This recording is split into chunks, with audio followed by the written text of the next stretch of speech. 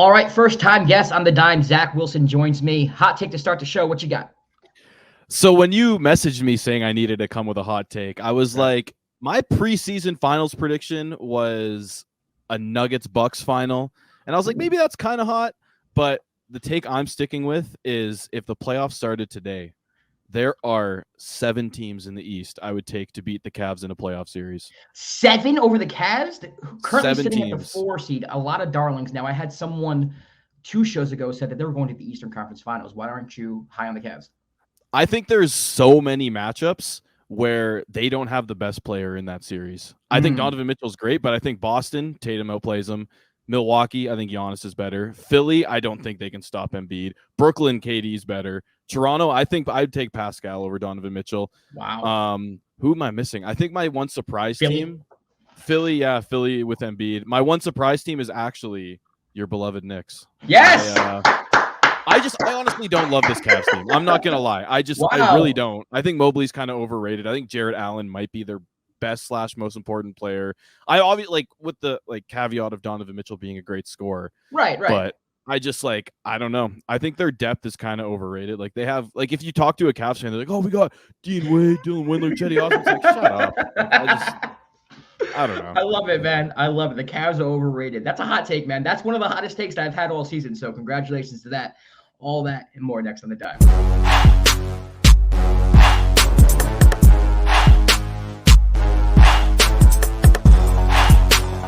You are now listening to The Dime with Josh Rodriguez, your weekly go-to podcast for all things NBA.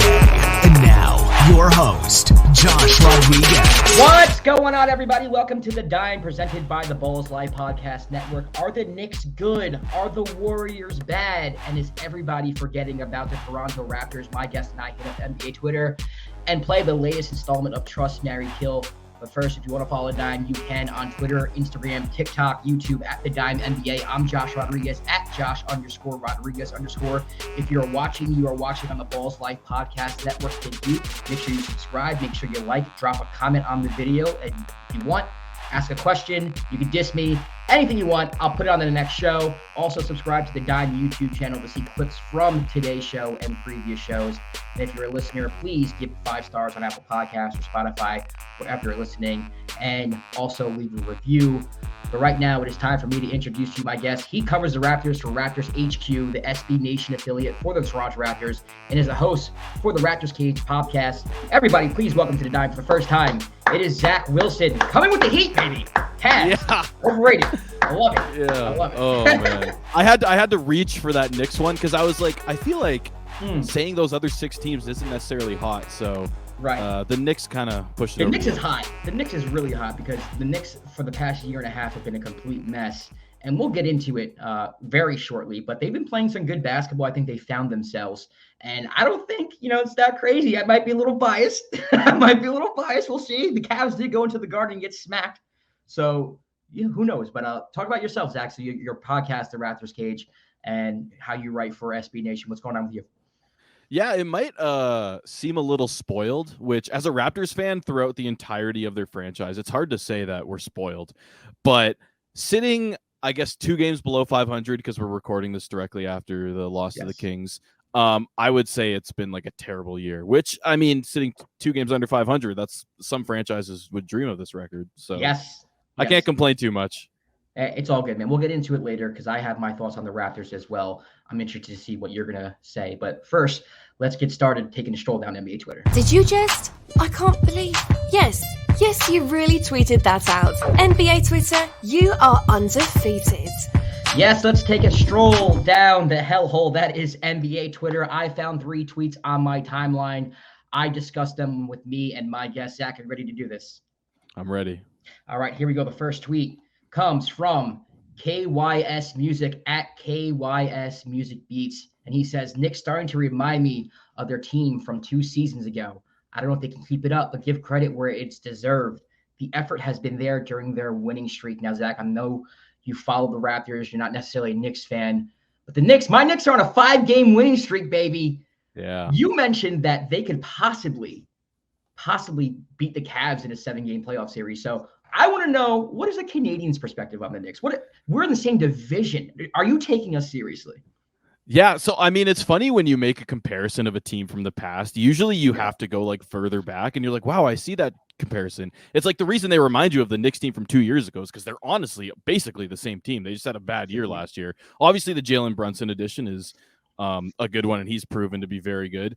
But no, I definitely like being a division rival, conference rival. This Atlantic division is nuts. Like all 5 teams could make at least the play-in, and I think all 5 teams right now, like 4 of them are in the top 6, right? The Knicks are sitting 6th right now, and then the Raptors are actually the one team that are kind of hanging in the play-in. So no, they're good. I take them seriously. How hot they are right now may be playing into my recency bias when I say I think they could beat the Cavs, but they are a good team. And I guess the reason they remind you, or they remind him from the team of 2 years ago, is because it's kind of the same team. I don't know. Yeah, I agree. For me, it's all about having an identity. And I like teams that know themselves. And for the past year and a half, the Knicks just haven't known themselves.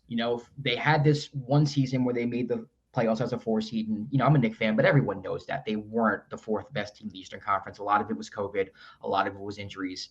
I get that. But they were a team that had this identity. And then last year, I wouldn't say they kind of went away from it, but they were struggling to find themselves. They had a large rotation and a lot of players who can get rotational minutes, but also a lot of players who honestly don't deserve too many rotational minutes, like an Obi Toppin, who Knicks fans love, but he doesn't deserve 30 minutes a game, maybe 10 to 15.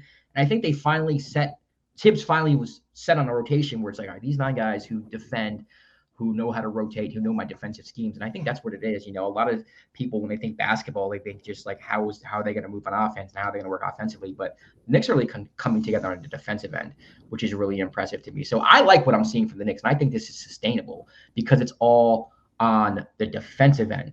Julius is playing better. We do have Jalen Brunson, but most of the improvement is from the defensive end. And I think that's probably the most underrated aspect of all this. Yeah, I mean, when you look at this roster, it definitely doesn't scream defense. So when you can get positive contribution from that end, it like you're saying, it bodes well, and clearly it bodes well for the standings and their win streak.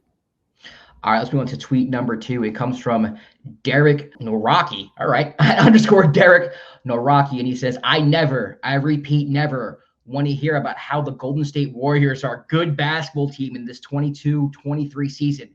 Down by 20 at the half to the infant baby Pacers.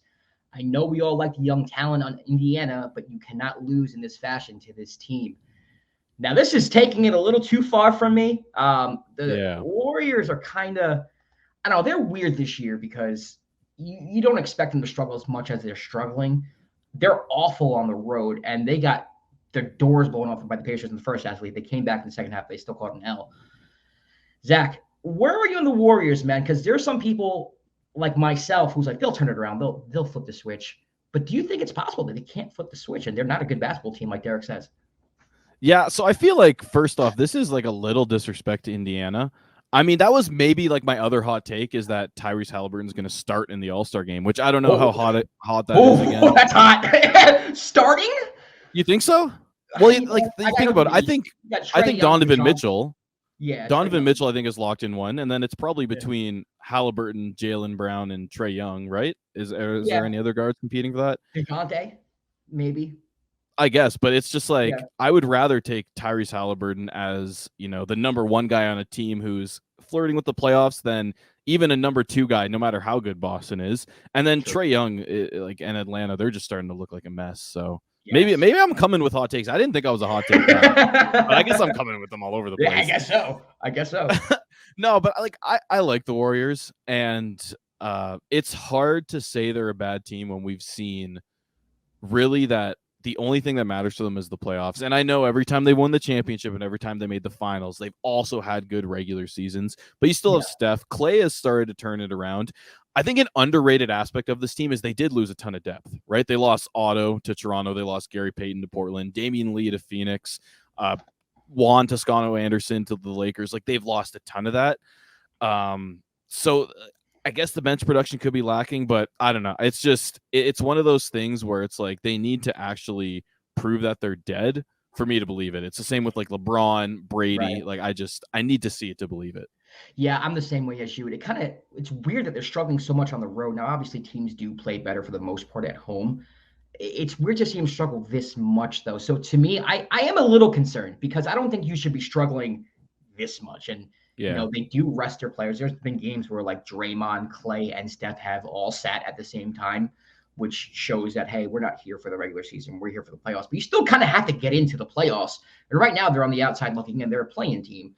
And you got to figure that's going to change. But do you really want to go into the playoffs as a 5-6 seed, not having home court advantage in any series? I'm not saying that's what's going to happen, but that's the trend right now. We're a quarter through the season. It's not like this is the first 10 games of the season. We're a quarter through the season.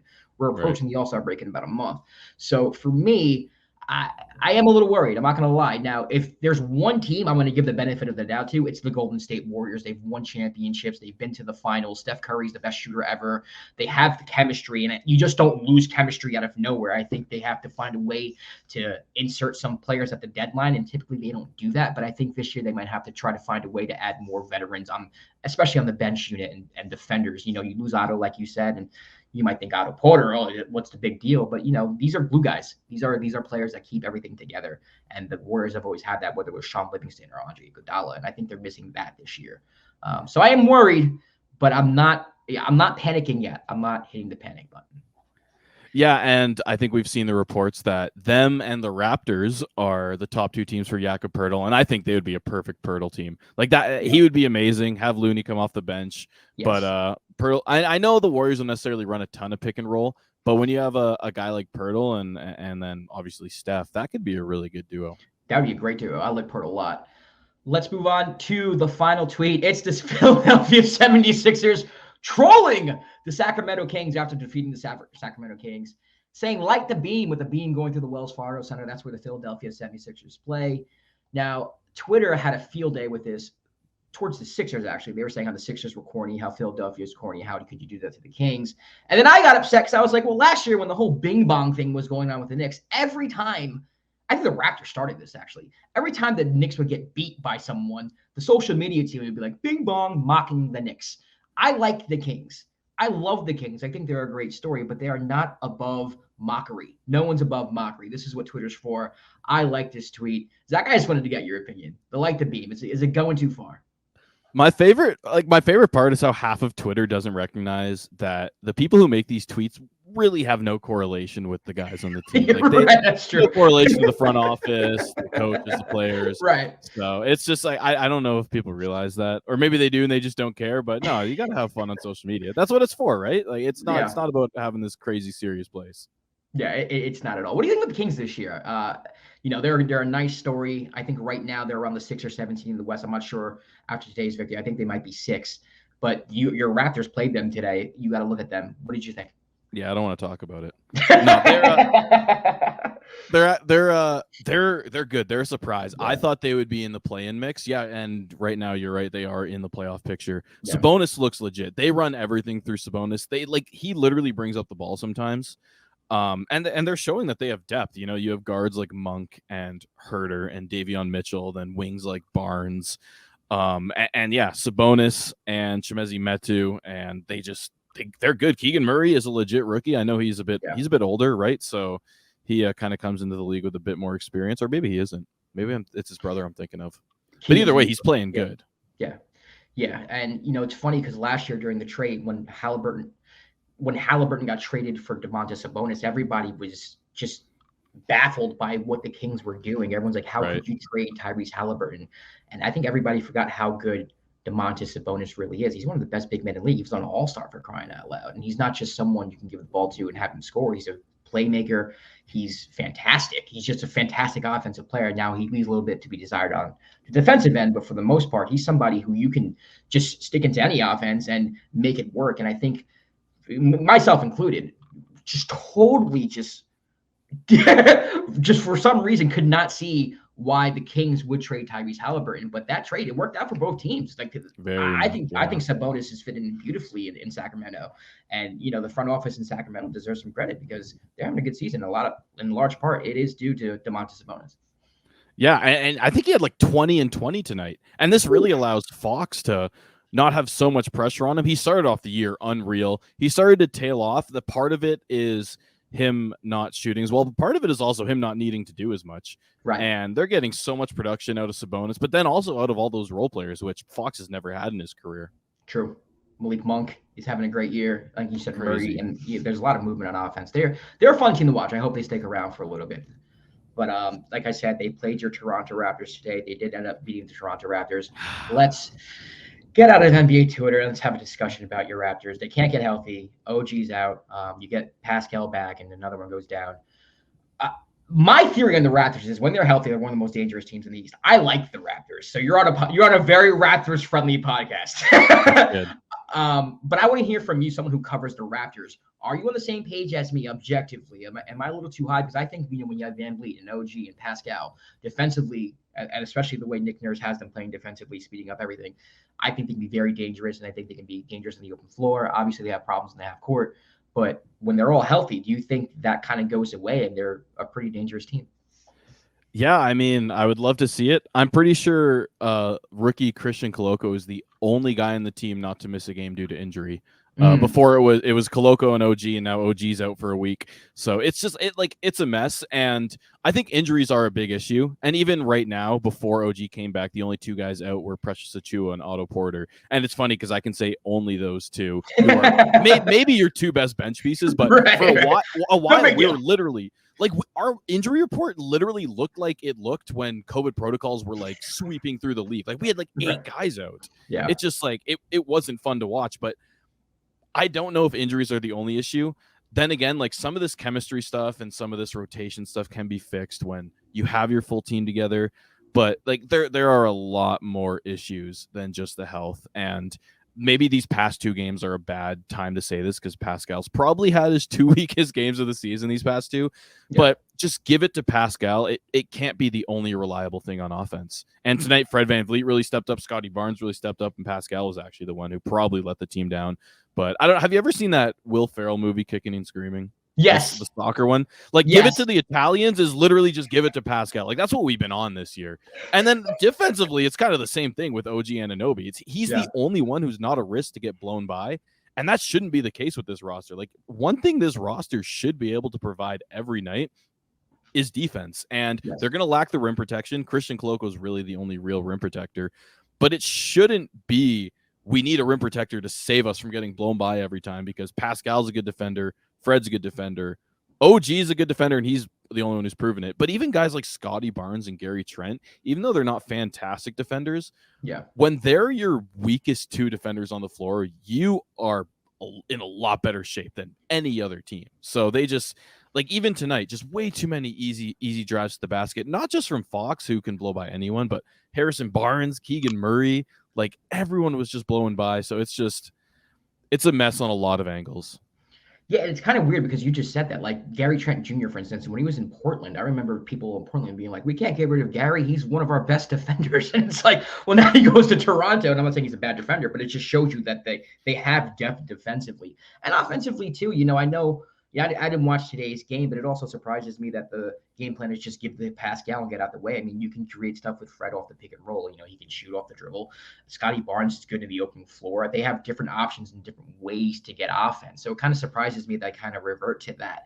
Is there something you would like to see Nick Nurse do that he's not doing? Is there a set or something that you would think he should run? It's not necessarily that they always revert to it. It's just literally been the only thing that's worked. Like Fred VanVleet is having the worst shooting year of his career. The Raptors as a whole, even if they can sometimes offensively create good offense and create good looks, but they're one of the worst 3-point shooting teams in the league.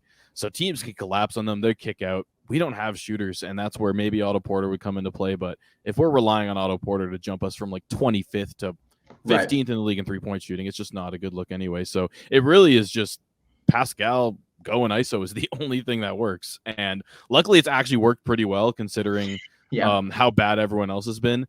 But like even a guy like Fred, even if he starts hitting open kickouts, last year he was an all-star. He was creating looks. He was hitting from 5-10 feet beyond the 3-point line, pick and roll. He was isolating a bit. Like you need some of that, as you mentioned, which the Raptors have tried to turn to. But aside from tonight, it really hasn't worked. It sounds like it's more of like Fred just needs to play better. If Fred plays better, it sounds simple, But if he's knocking down his threes and if he can create like on his own or in the pick and roll situation, this offense would just take leaps and bounce forward. That's what it kind of sounds like to me, what you're saying. I mean, I've watched a few Raptors games, but a lot of Raptors games that I've watched, they haven't even been healthy. So it's like, how can I even judge this team? Yeah, he totally needs to play better. And I think Scotty Barnes could play better, but I think the expectations for him were a little high heading into the year. I actually wrote a piece on this about a week ago about how maybe our expectations were a little too high for the Raptors. Like their over-under was set at, I think, 47.5, and they've hit the over-under. Or they've hit the over 9 of the last 11 seasons and 9 of the last 10 if you take away their Tampa season. And all you heard in the media was not just hitting the over, but absolutely crushing it. Yeah. And Scotty Barnes, maybe he'll make an all-star jump. And in the past 5 years, there's only been 3 guys to make an all-star team in their second season. And that's Luka, who's going to be maybe one of the best players ever. Yeah. Zion, who probably could be on that trajectory barring health. And then LaMelo Ball, who is also expected to be an MVP type candidate, but even LaMelo was like a injury replacement that year. Right. So it's just, I think the expectations for Scotty were too high. I still think he's having a good year, and he has second year growing pains like anyone else. Now, we were talking about Pascal Siakam, and the Ringer released a list, the top 100 players in the NBA, and they had Pascal at number 14 ahead of players like Damian Lillard. Do you agree with this? I mean, the whole thing with the Raptors, I had a segment that's saying that Pascal, to me, was the most underrated player in the league, or one of the most underrated players in the leagues. I guess he's not underrated anymore, right? What do you think? I don't know if you saw the list. I did see the list. I get, so whenever I read something like this, I always try to question, like, what is this list based off? Is it, if I had a game tonight, who would I choose? Or is it, who do I want for the rest of this season? Right. Who do I want for the rest of the season, including, injury scares? So I think taking into account just who would I want right now on my team for the season going forward and then going forward after that, I think 14's fair. I think he has to be in the top 15 because I think he's on pace to make all NBA second team. And I don't think he's a top 10 player because obviously all NBA teams go by positions and all that fun stuff, but maybe they don't go by positions because you can put him beat at a forward. You can tinker with little things, like maybe I would probably put him above Paul George. I don't know, like right. Paul George, sure, he looks good in the 3 games he plays every month. But then it's also Zion's one spot below him, and I would probably still take Zion over Pascal. So it's just, I think around 15 is a very fair spot for him. Yeah, I like Pascal a lot, man. And it's funny because I don't know how often you go into Raptor Twitter spaces, but last year I went to a Raptors Twitter space and I said something like, along the lines of comparing Julius Randle to Pascal. Not so much that I thought Julius was better, because I don't think Julius is better. But the space is just, Raptors Twitter will pounce on you. Bro, Raptors Twitter is on another level. I've never experienced anything like Raptors Twitter. And I say that with love. I love Raptors Twitter now. We've got over our problems and now we see eye to eye. But oh my God. A lot of people talk about Knicks Twitter, Lakers Twitter, Warriors. Raptors Twitter, low-key, is one of the most passionate Twitter fan bases, if not the most passionate Twitter fan base I've ever come across. Oh, yeah, and honestly, sometimes annoying, because as their passion can just turn into overreaction and recency bias. Like, people have been calling Scotty Barnes a fraud all year, but it's like, hey, just 2 months ago, you're talking about this guy like he's going to be the face of the franchise. And in that same piece, I reference Andrew Wiggins, who, crazy high school player, a little bit of a down year in college, rookie of the year, worst contract talks, all-star, progression isn't linear. Good point. And it's Scotty Barnes. It's not even like he's taking crazy dips. He's just getting lost on defense sometimes, It's like, it's crazy. Now, I want to talk to you about Nick Nurse a little bit. The Raptors have a very unique roster. The way they're set up, it's like 6 sets, a bunch of 6'5" to 6'9". That was basically what it's told us in the media. And I watch it from time to time. And, Nick Nurse seems to want to speed up the game to create more, I guess, opportunities on offense because they have trouble kind of scoring the half court. So just the way they play is just completely different from everybody else in the league. Are you a fan of that or what? Would you want to change it around a little bit? Yeah, I've always said that I think you need a true big to win a championship. And not that this team, as soon as you add a big man in, like if they traded for Pirtle, they're not title contenders. They could, compete second round. I don't think it raises their ceiling a whole bunch. But you need a big to win a championship, especially a good defensive big. Like if you look at all the champions in the past, all these Warriors teams had Draymond, who maybe not is big, but would be considered one of the best big man defenders of all time. When the Raptors won it, they had Marc Gasol. When the Cavs won it, they had Tristan Thompson. And whatever you want to say about Tristan Thompson, he was a good big man defender and rebounder. The Bucks had Brook Lopez and Giannis. Like, you need size to win, and this can get you through the regular season. And as we saw last year, it did. But we ran into Philly in the playoffs, and they game planned against Embiid as best they could, and it was really good. But at the end of the day, he's 5 inches taller than his matchup. And he's one of the best players in the league on top of that. So I think you have to get a bit gimmicky. You have to play super fast, which also I've noticed is the most ironic thing ever. Like, you fill your team with a bunch of wings, and you would think that would be like the perfect, collaboration of players to create and isolate in the half court, because everyone should be a ball handler, but no, it's bad. So you have to play fast, which also I guess plays into the small factor. But yeah, I like Koloko, but he's a few years in the making. Yeah, the Raptors are just such an interesting team. Like, I like their players, so I want to see it work out. And I think that they're ceiling, to me, I don't know if they can win. I don't think they can win the East. Obviously, you have Boston, you have Milwaukee. To me, those are the two.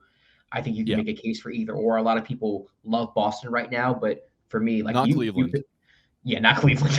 You picked the Bucks to go to the final. I actually picked the Bucks to win it all preseason. Yeah. So we're kind of on the same page there. But I do think in that next tier where you have the Philadelphias and maybe the Brooklyns, I think the Raptors can sneak their way to the bottom of that tier.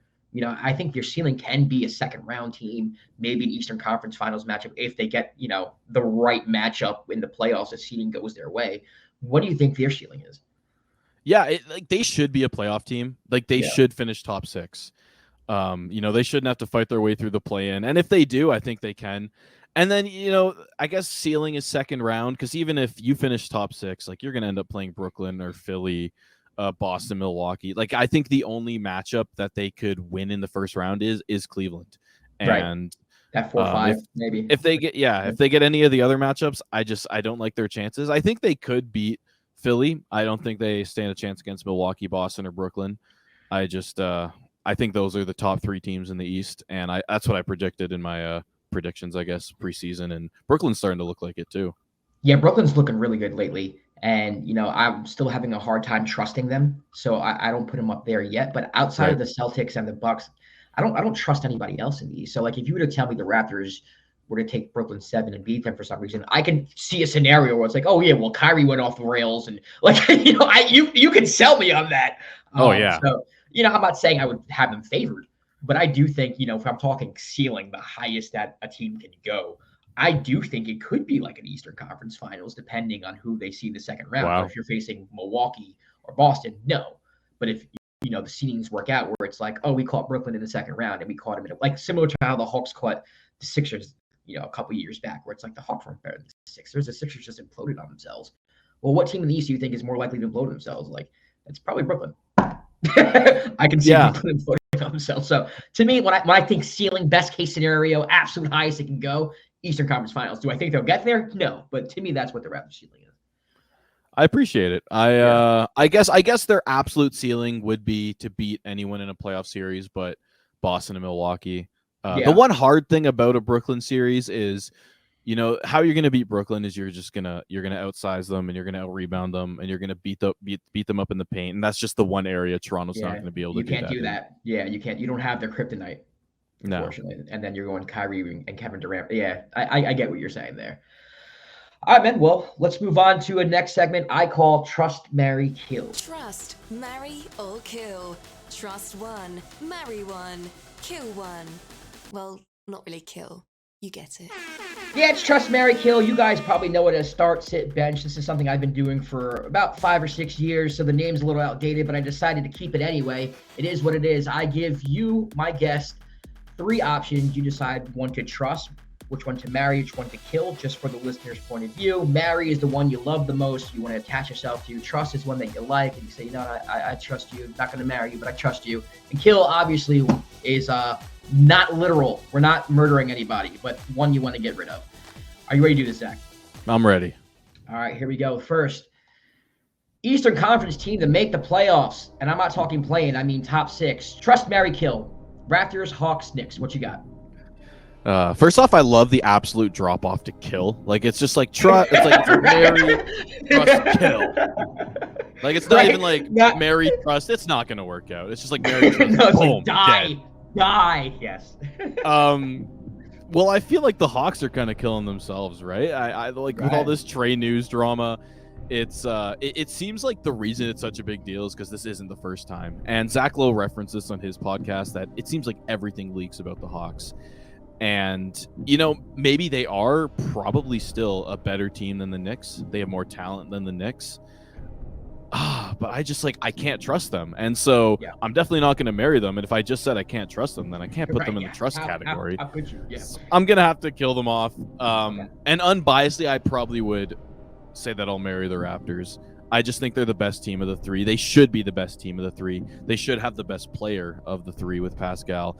And defensively, their ceiling should be higher than the other two. It's just, I want to see this team fully healthy, and I want to see them really start to get in a groove. Up until tonight, they were like the epitome of 500 ball. And if they would have won tonight, they would have been 500.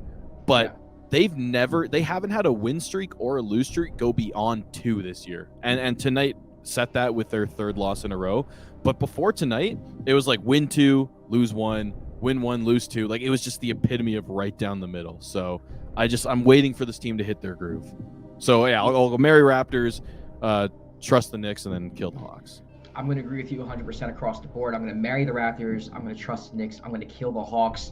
The Hawks, I'm not saying you need to blow it up, but something needs to change. And the one thing you can change that's not going to blow it up, to me, is changing the head coach. I think they need to fire Nate McMillan, not because he's doing a bad job. I just don't think the team is responding to him. And I think when your star or your leader of the team, Trae Young, whether it's warranted or not, because I'm not even sure if it's warranted, but when your head, when your leader is not getting along with your head coach, it's a wrap. I'm a Knicks fan. I lived through the Melo D'Antoni years, and Melo and D'Antoni it's just not going to work. What are you doing? You're wasting your time. You brought in DeJounte Murray, who was supposed to help Trae Young in the backcourt, and he's having a good season, but nothing has really changed as far as his team's feeling or, where they were last year. It's the same old stuff with the Hawks. I don't trust them at all. I don't like them at all. I'm not going to put the blame on Trae or DeJounte or Nate, but something has to change. And unfortunately, to me, the easiest thing to change and the quickest thing to change without blowing it up is the coach. And I think Nate has to go. And unfortunately, I hate saying that. I hate calling for a coach's head. But to me, until they make that change, I can't put any trust in them. And like you said, they're better than the Knicks. But I'll take my Knicks. And that says a lot because I am a very realistic Knicks fan. And I'm taking the Knicks over you. Yeah, at the start of the year, Trae Young was really moving off ball. He was actually setting screens. Yeah, and it's slowly drifted back to when he doesn't have the ball, his controller just dies. So yes. I don't know. Maybe that's a coach thing. Maybe that's a him thing. Maybe it's a chemistry thing. Like you said, something needs to change, even though it's hard to point out exactly what. Yeah, I think it's a him thing. I don't think he wants to play off the ball. And when they got DeJounte, I actually got killed on Twitter for this from Hawks Twitter because I said I didn't like the move because now you're taking the ball out of Trae Young's hands from time to time. Obviously, Trae is still your number one option. I think Trae in the pick and roll is lethal. I mean, whether he's shooting, if you're gonna sag off, or creating, in the paint with the alley-oop or kicking it out. To me, that's the best option for the Hawks. I'm not saying I do it every time down, but you want the ball in Trae Young's hands for the most part. But now you got to get DeJounte involved. So now you have him with the ball. You're relying on Trae Young to be comfortable off ball for a long time if you want to get DeJounte involved. And you're also asking DeJounte to become a spot-up shooter, which he hasn't really been for the most part his whole career. How are you going to combine the two and make them both happy? I didn't really see it happening on the offensive end. So I'm not calling myself a genius. I'm not saying I'm right now. It's only a quarter of the season, but I agree with what you said. Pretty much his controller has died. That's what it seems like. Yeah, it's weird because you're essentially asking him to play Luka ball, but him playing Luka ball or Houston Harden ball, that's not going to win you championships. No, it's not at all. All right, let's move on to the West. Same question. Trust, marry, kill Western Conference team to make the playoffs: Dallas Mavericks, Portland Trailblazers, or the Sacramento Kings. Oh man, it's a good one. It's a good one. This one feels a lot more competitive than the East. I feel like for the same reason I chose the Raptors, I'm just gonna have to go with the Mavericks because they've done it before. and I don't know right now, but they might be below the other two in the standings as we stand. But conference finals, I think it was last year, a consistent playoff team. Once again, they have the best player out of the three teams. I trust them the most to make the playoffs. So I'll put them in the Mary category. This is where it gets really difficult because I think these are both teams who were kind of projected to be bottom end play-in, kind of out of the play-in teams that have both been a really big surprise. Both have solid point guards. Sabonis has been really good for Sacramento. A guy like Jeremy Grant has been really good for Portland. I think I'm gonna trust the Kings though. Okay. Like, I'm just a big proponent of size, and I know that goes against everything the NBA is kind of trending towards. Kinda though. Like, I feel like small ball is just keywords for having your size be able to play like guards. Like, at the end of the day, teams are still wanting as tall guys as possible. But I think Sabonis is too good. The way this Kings team is playing is rolling. And I'm gonna trust the whatever their streak to end. I don't even know what it's at, but I think they have the longest streak in professional sports without making the playoffs, right? So let's trust the Kings and let's kill the Blazers, even though I kind of trust them as equally, but I gotta pick one. I gotta pick one of them for the game. I'm making you kill one. We can't just kick one out the house or something. I'm sorry. Yeah. So I disagree. I think I disagree on all levels here. I'm gonna marry the Blazers. Actually, I like Portland a lot. Damian Lillard was out all year last year. They were one of the worst teams in the league, and I think a lot of it had to do with the fact they kind of gave up halfway through the season and just put in their G League squad. And I think people saw that and forgot how good they could possibly be. Now, I'm not saying they're going to win the West. I don't think they're contenders, but I think with a healthy Dame, with the Anthony Simons who's coming on, this year, Jeremy Grant seems to be a great addition. They're playing somewhat better defense. I wouldn't say they're a good defensive team, but to me, offensively, they're just as good as any team in the league. Now, obviously, the Kings are the best offensive team in the league stats-wise, but I think the Blazers can keep up. They can shoot the three. There's not much they can't do offensively. It's just whether or not they can commit to the defensive end. And, I like Dame a lot, man. I just trust them. They seem to be very consistent with it. But they don't really have too high of highs or too low lows. You know what you're getting with Portland. I don't really know what I'm getting with Sacramento yet. So I'm going to kill Sacramento. It's a nice story. It's a fun story. I am rooting for them. I want to see them in the playoffs. So this is not me rooting against them. I just don't trust them to do it for 82 games yet. I got to see it. And they're one of the worst defensive league teams in the league still. So until they improve on that end, I can't say I trust them more than a team that I feel like I know in Dallas and a team I feel like I know in Portland. And I'm going to trust Dallas just for the simple fact that I can't put them over the Blazers because I just feel like it's the Luka show. It's not so much he doesn't have help. I think people underrate Dorian Finney-Smith and Tim Hardaway and Spencer Dinwiddie. He has players there, but the way they play for me is not really – your ceiling isn't that high. I don't know how the hell they made the Western Conference Finals last year. Like, to this day, I'm freaking confused on how it happened. But I think it was more of an aberration, and I think this team is going to be a play-in team. I think they're going to be a 7 or 8 seed. I don't really think their ceiling is too high. You really can't convince me that, they're going to put together a long string of wins here. So – marry Blazers, trust Dallas, and kill Sacramento. But it's close. It's like you said, it's close. It's not like, this was the easy decision. I mean, I wouldn't be surprised if all three of these teams were play-in teams. Yeah, same. The hardest part for me with the Blazers on why I can't trust them, and I understand, the whole I went against my own argument of they've done it before, and I went with the Kings. But thing is, I look at Yusuf Nurkic, great when he's on, he's on. He's kind of, I don't know, I can't really trust him. Jeremy Grant, he's been good this year, but still, he'll have those random games where it's just nothing. Anthony Simons, when he's good, but it's just he's very streaky happening. Yeah. And then the bench of Shaedon Sharpe, Justice Winslow, Gary Payton. It's a bunch of guys who it's like, can I trust them? I don't know. So it's it's once again hard for me to slot them in the trust category when I don't individually trust the majority of their players. Makes sense. And to your point with Nurk, man, if Nurk can just he's such a big guy. He's talented. He's a good passer. If he can just put it together, he's one of the most frustrating players in the league to me because I feel like he should be so much better than he actually is. And you see glimpses of it, but I don't trust him every night. So to your credit, I agree with you there. All right, let's move on to the final trust, marry, kill. Underachievers to turn it around. Trust, marry, kill the Golden State Warriors, the Miami Heat, or the Los Angeles Lakers. What you got?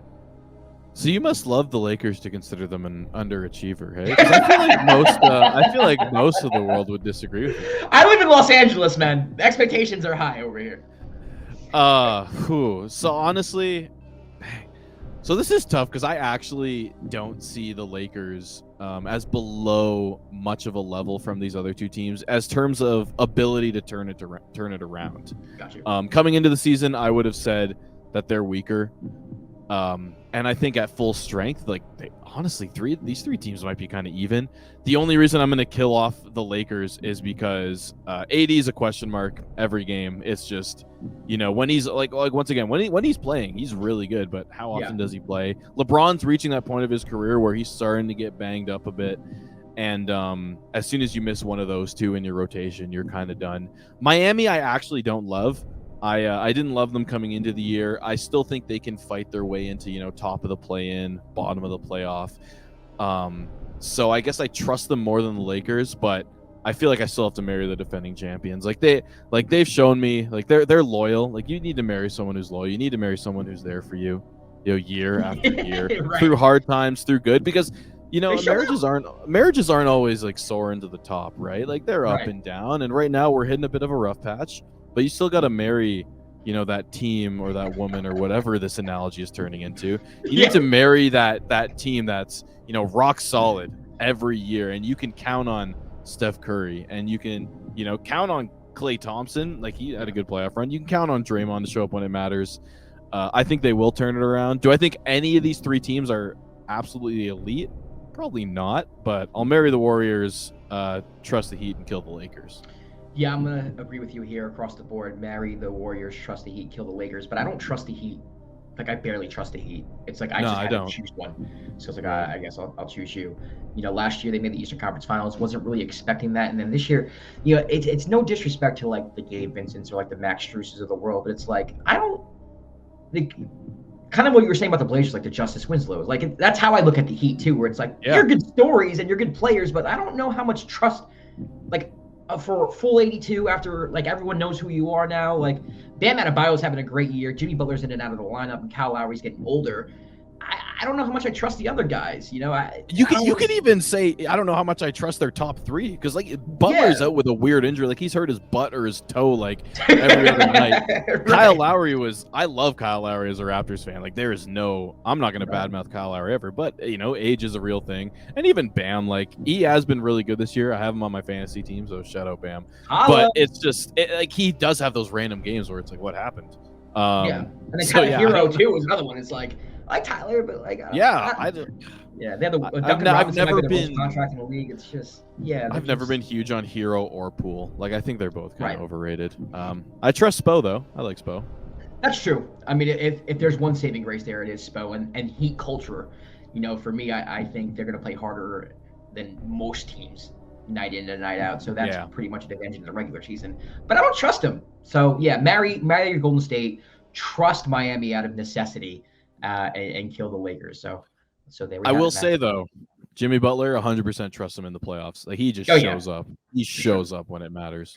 For sure. All right, Zach. Well, thanks for coming on, man. Definitely appreciate it. Before you leave, one more time, let everybody know where they can follow you on all social media platforms, where they can listen to your podcast and read your work. Yeah, so I am at Zach Wilson MH on Twitter.